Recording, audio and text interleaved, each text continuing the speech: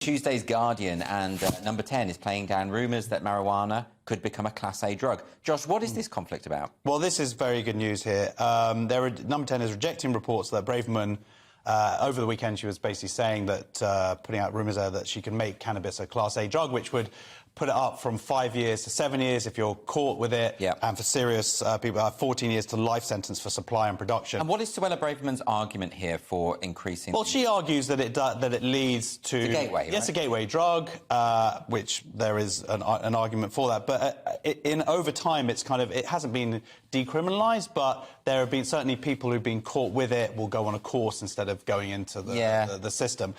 The good news is that Nick and I, our business venture, our cannabis shop, can now get back on track. That is good, which is good. Josh and Nick's Spliff Heaven. Very excited about that. Good name. Thank you. Thank you. Well, he's arguing about Nick and Josh and Nick. Whatever, we'll get to that.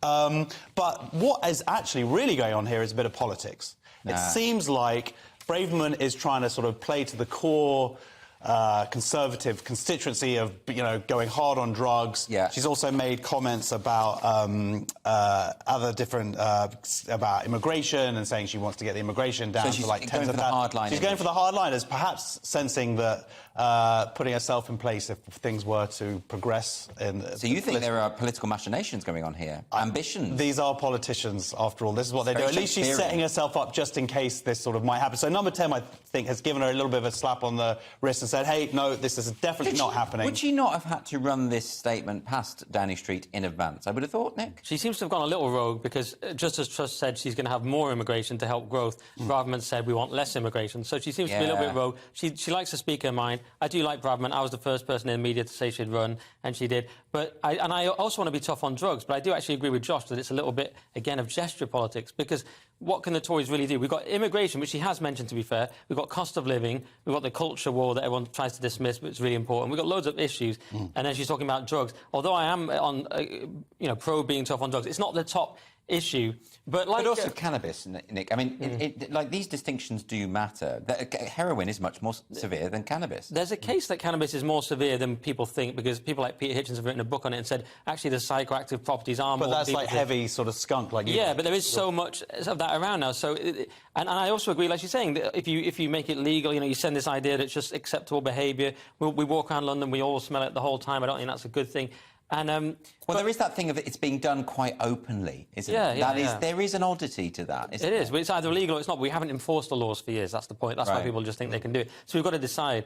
But yes, I mean, do the government actually control anything anyway? Though I've been reading a lot of Dominic Cummings lately, and he does claim that the government have no control over the government. And you do think Suella Braverman, even though I like the things she says, couldn't even stop her own department going to one of those woke training meetings. Yeah. So I wonder, can she really make this happen? Don't you think? Doesn't the government need to present at least a united front at this particular time? Of course they do, yeah. They're stabbing each other on the back and getting rid of leaders and maybe voting out a next one. They need to be seen to be... Absolutely, and certainly on this immigration issue, because as Nick was saying, Liz Truss is, talking very... we know we need more migrants to this country because we have some serious deficiencies in our NHS, they're desperate care homes, farms, but also, and I didn't know this before, broadband engineers. I didn't realise we didn't have enough broadband engineers. As we said on the show the other day, the NHS is now even contemplating the idea of having members of staff who can't speak English because we're so desperate for the staff. I mean, Nick, you must see that there is a case there for we need more migrants.